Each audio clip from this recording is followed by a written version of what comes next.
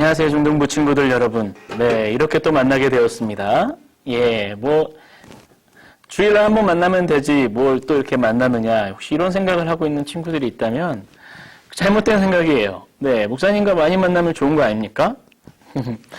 네, 직접 만나지 못하지만, 이렇게 인터넷으로, 이렇게 영상으로 만나는 게 어디예요?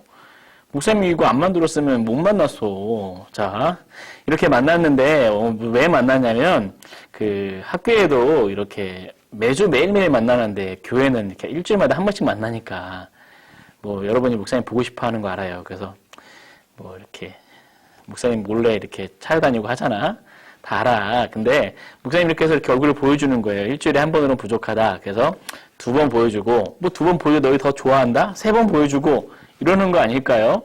그래서 목사님이 준비한 건데, 오늘은 뭐냐면, 목사님이 이렇게 하늘의 씨앗이라는 것을 준비했어요. 하늘의 씨앗은 뭐냐면, 이제 우리나라를 위해서, 우리나라가 조선에서 일제강점기를 지나고, 이렇게 또 남과 북이 전쟁을 하고, 지금까지 우리나라가 이제 왔는데, 잘 살게 되고, 또 그리고 하나님을 알고, 이 땅에 교회가 세워지기까지 고생하신 분들이 있어요. 그것을 목사님은 여기서 씨앗이라고 표현을 했어요. 이 씨앗이 이 땅 가운데 심겨져서 씨앗은 사라지고 없지만 그것이 싹이 트고 나무가 되어서 많은 열매를 맺었거든요. 그 열매가 많은 성도들이고 교회라면 분명 그 씨앗이 어디 있을 텐데 그 씨앗이 누구일까를 한번 찾아보는 이 계기가 될 거예요. 그래서 한 번으로 끝나진 않고 목사님이 지금 짜온 거는 좀 많은데, 그거를 이제 목사님이 한 주마다 이렇게 짧게 영상으로 내보낼 거예요. 그거 보고, 가볍게 보면 돼요. 가볍게 보고, 간략한 소감을 밑에 댓글에 남겨주면, 그거를 보고 목사님이, 이제 체크를 하는 거죠. 그래서 이 친구는 했구나. 근데 이렇게 다 하게 되면 무엇을 하느냐? 이게 중요해. 목사님과 우리 이제, 쫑파티 겸, 그러니까 식사도 하고, 또 그리고 또 맘만 먹으면 또 목사님이 알아? 또 기분이다 싶으면 또 어디 또 놀러 가고. 그래서 좀 할 예정이에요. 그래서 이거를 다 하는 친구들은 거의 없을 것 같고, 기준을 정해야 되는데 한 80% 이상 참석하면, 몇 강이 될지는 모르지만, 한 80% 정도 하면은 목사님과 함께 가는 걸로 식사도 하고, 물론, 회비는 간단하게 한 5,000원 정도 하고 먹는 건 이만큼 먹고 그러는 거겠죠?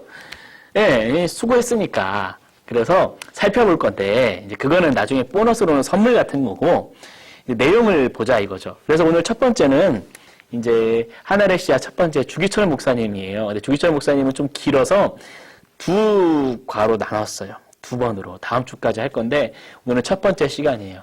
주기철 목사님은 이런 분이죠. 97년도에 태어났어요. 1800년도. 그래서 어떻게 보면 지금 100년, 120년 정도에 태어나신 분인데 그래서 사진 흑백 사진이죠. 이분이 한국교회에 끼친 영향이 굉장히 커요. 그래서 이분이 어떤 삶을 살아왔는지 우리가 짧게 영상으로 함께 보도록 하겠습니다.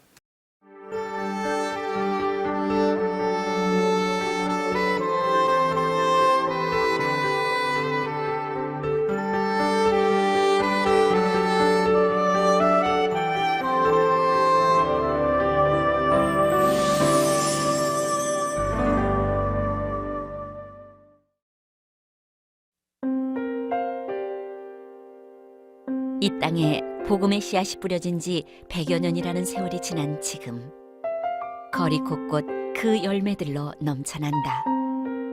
하지만 이 복음의 역사를 거슬러 올라가 보면 오늘날의 이 열매를 위해 치러야 했던 혹독한 고난과 희생의 모습들을 찾아볼 수 있다.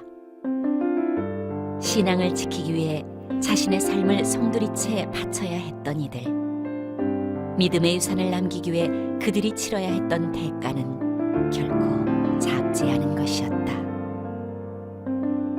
1897년 평양의 부흥이 시작되기 꼭 10년 전 경상남도 창원군의 한 시골 마을에서 주기철 목사가 태어났다. 형님, 아무리 멀어도 같은 조선 땅 아닙니까? 절 꼭 오산학교로 보내주세요. 네? 웅천에서 보통학교를 졸업한 주기철 목사는 오산중학교에 남다른 나라 사랑과 민족 정신의 감명을 받아 형을 졸라 평안북도에 있는 오산중학교로 진학했다. 이 나라를 위해 우리가 무엇을 해야 하겠습니까? 여러분, 지금 이 나라는 우리 민족을 위해 목숨을 바칠 지도자를 필요로 합니다. 오산학교에서 만난 고당 조만식 장로와의 인연은 그에게 나라를 향한 뜨거운 애국심을 심어주었을 뿐 아니라 훗날 그를 평양 산정형 교회로 가게 하는데 결정적인 역할을 하게 된다. 이 모든 게 하나님의 섭리였으리라. 이후 청년 추기철은 연희 전문학교에 진학을 하지만 지병인 안질이 악화되는 바람에 공부를 중단하고 고향으로 돌아가게 되고 그 일을 계기로 그는 생각지 못했던 인생의 새로운 장을 시작하게 된다. 낙향 후 고향에서 3.1운동을 주도하던 그는 친구와 함께 우연히 마산의 한 교회 부흥회에 참석하게 되는데 자네도 꼭 와야 하네. 이 부흥회라 처음이지만 왠지 자꾸 마음이 가는걸? 그때 부흥회를 인도했던 목사가 바로 당대의 부흥사 김익두 목사였다. 부흥회 세 번째 날, 성령 충만함을 받아 십자가의 복음을 위해 일하는 것이 참 애국이요 나라를 구하는 일입니다. 성령을 받으시오. 오 하나님, 나의 하나님.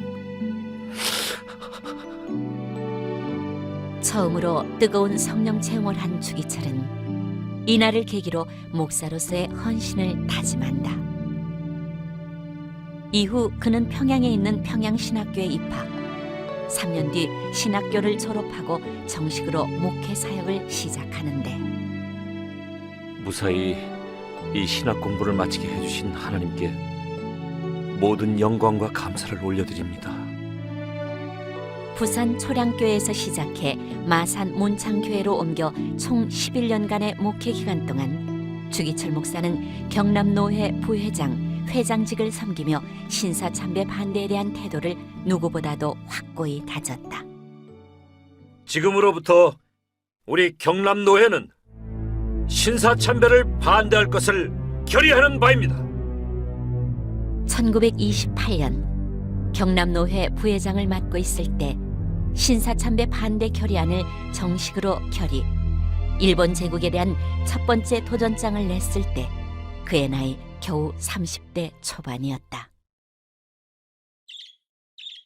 그러던 1935년 5월 경남 노회장이던 주기철 목사는 금강산의 온정리 수양관에서 열린 목회자 수련회에 참석해 전국의 목회자들이 빽빽히 들어찬 가운데 설교를 하기 위해 강단에 올라갔다.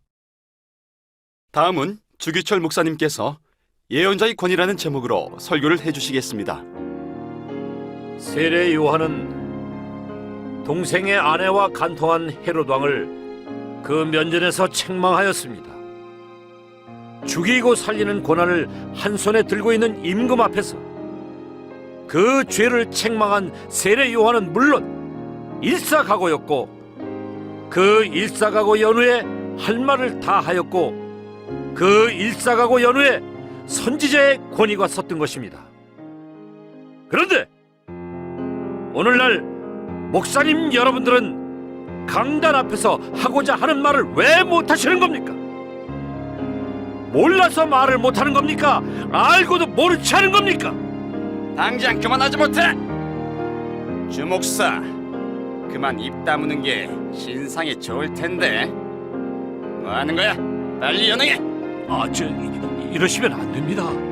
이것 보시라우 목사님들, 당신들도 빨리 해산하지 않으면 모조리 잡아 가둘 거야. 어? 일본 경찰의 강압에 의해 주기철 목사는 설교를 미처 끝내지도 못한 채 끌려갔고 모여있던 목회자들도 모두 강제로 해산당하고 말았다. 이 일은 앞으로 그가 겪어야 할 순교자의 험한 길을 예고하는 시작일 뿐이었다. 평양신학교를 졸업하고 목사의 길로 접어든 청년 주기철 목사. 신사참배 반대 성명운동 등으로 일본 경찰의 요주의 인물로 낙인 찍힌 그는 급기야 목회자 수련회에서 설교를 하던 중 경찰들에 의해 중단되고 만다. 이 사건 후 그는 평양으로 사역지를 옮기게 되는데 주 목사, 지금 평양은 풍전등화의 위기에 처해 있네. 일본 경찰은 복음의 원심점이나 다름없는 평양을 탄압하기 위해 온갖 만행을 자행하고 있으니 우리에겐 곧고 굳은 신앙을 이끌어줄 지도자가 필요하다네. 주 목사, 자네가 평양으로 오지 않겠나? 하나님, 정녕 제가 평양으로 가기를 원하십니까? 오 하나님, 저를 인도해 주소서. 결국 존경하는 스승의 간청에 기꺼이 응하여 1936년 여름 주기철 목사는 당신의 온몸을 불사를 평양에 입성, 산정현 교회 담임 목사로 부임했다. 그리고 교회 강단에서 외친 첫 설교는 바로 신사참배에 대한 그의 확고부동한 의지요 결단에 관한 것이었다. 신사참배는 십계명의 제1계명과 같이 여호와의 이름에 대한 범죄요 하나님을 배신하는 행동입니다. 저는 물론 우리 산정현 교회는 추호라도 신사참배의 압력에 굴복할 의지가 없음을 선포하는 바입니다. 하지만 일본 당국은 어떻게 해서든지 기독교의 본산인 평양에서 신사참배 찬성 결의를 하게 하려는 모의를 쉬지 않았는데 이번 27차 장로회 정기총회에선 신사참배 찬성을 받아내야 하는데 말이야. 어떻게 하면 좋지? 주기철 목사의 저항이 만만치 않을 텐데요. 그렇겠지. 그러면 문제가 될 놈들을 미리 구속시켜버리면 어떨까? 그래, 그거 참 좋은 생각이군. 주기철 목사를 사전에 검거한 후 일본 경찰은 장로교 총회를 협박, 결국 총회는 신사참배를 결의하는 성명서를 발표하기에 이르렀다. 우리는 대일본 제국의 황국 시민으로서 신사참배를 찬성하며 일본 제국에 충성을 다하기로 맹세합니다.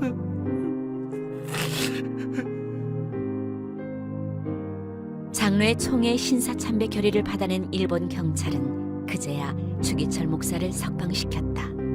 아버지! 그래, 잘 있었니? 아버지. 평양에서의 두 번째 옥고를 치르고 나온 주 목사. 하지만 가족과 함께 편안히 몸을 이을 수 있었던 날은 얼마 가지 못했다. 그로부터 한 달 뒤 주기철 목사! 당장 의성으로 압송하라는 명령이요.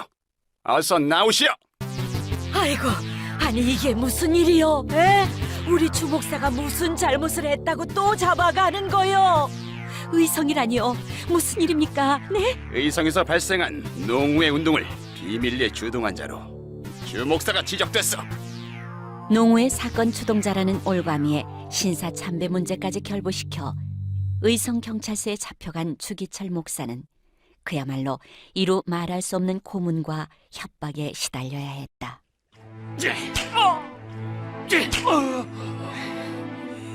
주 목사, 당신 참 어리석은 사람이야. 그냥 적당히 넘어갈 수도 있는 일을 왜 이렇게 힘들게 가냔 말이야.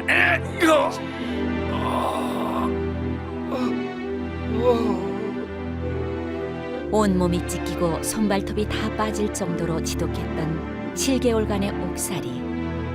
주 목사는 훗날 이때의 고통을 이렇게 수료했다. 의성에서 받았던 육체적인 고통은 그래도 견딜 수 있었다. 하지만 더 견디기 힘들었던 건 정신적인 고독감이었다. 70여 명의 동지가 함께 잡혀왔지만 하룻밤 자고 나면 한 동지가 항복하고 나가고 또 하룻밤 자고 나면 또 한 동지가 나가고 12월이 되니까 그 많던 동지들이 다 나가버리고 마지막 4명만 남아 끝까지 버텼는데 그때 받았던 정신적인 고독감, 외로움은 정말 견디기 힘든 것이었다. 7개월 만에 의성에서의 옥살이를 마치고 평양으로 돌아온 주기철 목사는 만신창이가 된 몸을 겨우 가누고 산정연교회 강단으로 향했는데 교회 안은 그의 석방 소식을 듣고 모여든 2천여 명의 성도들과 평양 시민들로 가득 차 있었다. 강단에 오른 주기철 목사는 그의 유언과도 같은 5가지 기도 제목의 설교를 이어갔다.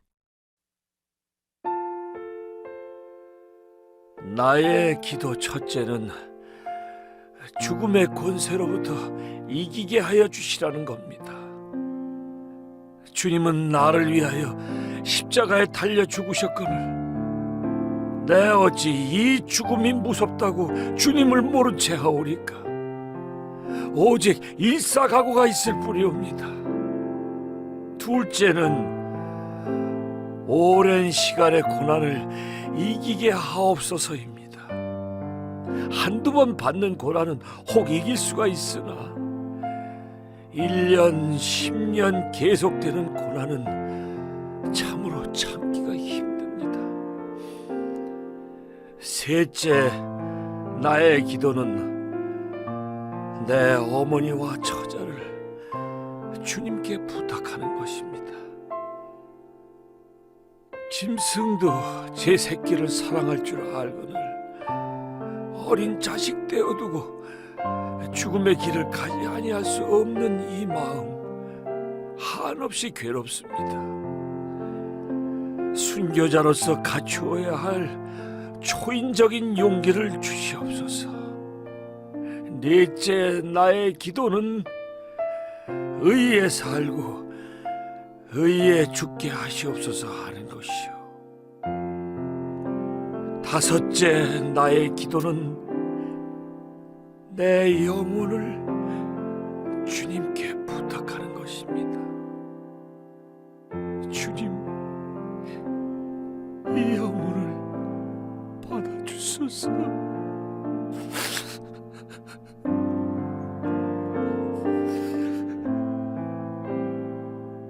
2천여 명의 청중들이 군집한 장례는 곧이어 울음바다가 되었고 그의 굳은 믿음은 온 성도들에게 말할 수 없는 큰 위로와 용기를 더해 주었다. 하지만 순교를 각오한 그의 앞길에 닥칠 고난은 아직 끝나지 않았는데 어때요? 반밖에 안 받지만 이제 2분의 1을 본 건데 반밖에 안 받지만 느끼는 게 좀 있죠. 네, 과연 정말 저랬을까 저때? 네, 더 심했을 거예요. 지금 약간 만화체로 이렇게 영상이 가서 그런데 실제로 하면 좀 잔인해서 못 볼 것도 있을 거예요.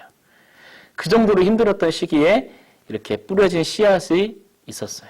그 중에 한 분이 주기철 목사님인 거죠. 다음 시간에도 이어서 볼 건데 우리 친구들 잘하고 밑에 감상평 그리고 이렇게 체크를 같이 남겨주시면 목사님이 잘 체크해놨다가 함께 나중에 시상하도록 하겠습니다. 한 주간 잘 지내고 내일 예배 영상으로도 함께 만나요. 안녕.